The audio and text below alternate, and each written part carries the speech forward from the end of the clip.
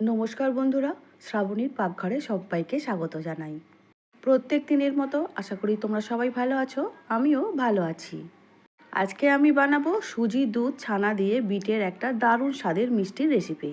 আর তার জন্য তো বিট লাগবেই, দুটো বিট নিয়েছি। বিটগুলো গ্রেটারের সাহায্যে গ্রেট করে নিয়েছি একটা প্লেটের মধ্যে। এবারে কড়া বসিয়ে দেব। কড়ার মধ্যে দিয়ে দেব 1 চামচ ঘি। ঘিটা দিয়ে খুব ভালো করে কড়ার চারিদিকে একটু মাখিয়ে নেব স্প্যাচুলার সাহায্যে। তারপরে প্রয়োজন মতো একটু সুজি দিয়ে দেব, ওই 2 থেকে 3 চামচের মতো সুজিটা দিয়ে খুব ভালো করে ঘিয়ের সঙ্গে একটু ভেজে নেব। সুজি ভাজলে কিন্তু স্মেলটা খুব ভালো হয় আর টেস্টটাও ভালো হয়। কাঁচা সুজির কিন্তু টেস্টটা খুব একটা ভালো আসে না। এবারে ভালো করে ভাজা হয়ে গেছে, দেখতেই পাচ্ছ। এখন যে নারকেল কুড়িয়ে রেখেছিলাম সেই কোড়ানো নারকেল সুজির মধ্যে দিয়ে আবারও একটু মিশিয়ে নিয়ে নাড়াচাড়া করে নিচ্ছি। নারকেল আর সুজির সংমিশ্রণে ভাজার পরে একটা সুন্দর যখন গন্ধ বেরিয়ে আসবে, সেই সময় আমি 3-4 চামচ আমুল দুধ গরম জলে গুলে রেখেছিলাম, সেই দুধটা এর মধ্যে দিয়ে দিলাম। দিয়ে একটু ভালো করে আবারও নাড়াচাড়া করে নিয়ে একটু ভেজে নিয়েছি। দেখতেই পাচ্ছ যে পজিশানে এসেছে, সুজিটাও কিন্তু ফুলে গেছে। আর ঠিক এই সময় গ্রেট করে রাখা বিট সুজির উপরে দিয়ে দিলাম। দিয়ে খুব ভালো করে স্প্যাচুলার সাহায্যে আবারও একটু নাড়াচাড়া করে নিতে হবে। নাড়তে নাড়তে দেখতেই পাচ্ছ সমস্ত কিছু একসঙ্গে মিশে গেছে। এই সময় দিয়ে দেবে প্রয়োজন অনুযায়ী চিনি। চিনিটা কিন্তু তোমাদের স্বাদ অনুসারেই দিতে হবে, যতটা মিষ্টি খাও সেই অনুযায়ী দেবে। আর চিনিটা একটু দানা দানা ছিল বলে আমার মেল্ট হতে একটু দেরি লেগেছে। তোমরা চাইলে এখানে গুঁড়ো চিনি ব্যবহার করতে পারো। স্বাদটা আর একটু ভালো হওয়ার জন্য আমার কাছে কিছুটা ছানা ছিল, সেই ছানাটা আমি এই সময় দিয়ে দিচ্ছি। ছানা দেওয়ার পরে আবারও কিন্তু খুব ভালো করে মিশিয়ে নিতে হবে।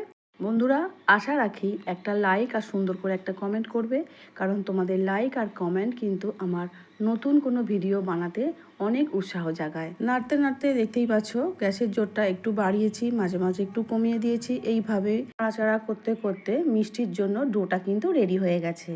এবারে গ্যাস অফ করে দেবো আর কড়াটাকে নামিয়ে নেব। হাতের মধ্যে ঘি মাখিয়ে নিয়ে নিজেদের ইচ্ছা মতো মিষ্টির শেপ দিয়ে দেবে, যেমন তোমাদের পছন্দ সেইভাবেই করবে।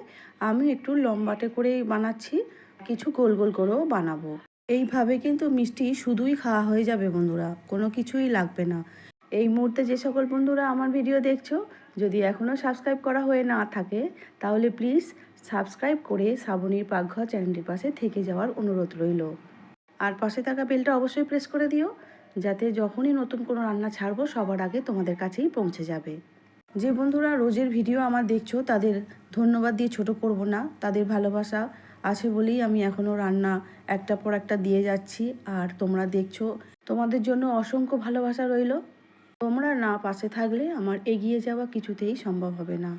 সমস্ত মিষ্টি কিন্তু বানানো রেডি হয়ে গেছে।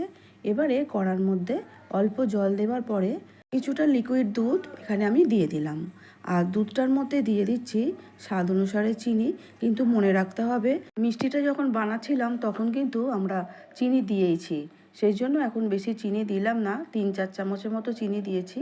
আর দুটো ছোট এলাচকে ফাটিয়ে দিয়ে ভালো করে চিনিটা মেল্ট হওয়ার জন্য অপেক্ষা করছি। এই সময় দুধটা কিন্তু কুসুম কুসুম গরম হয়ে গেছে।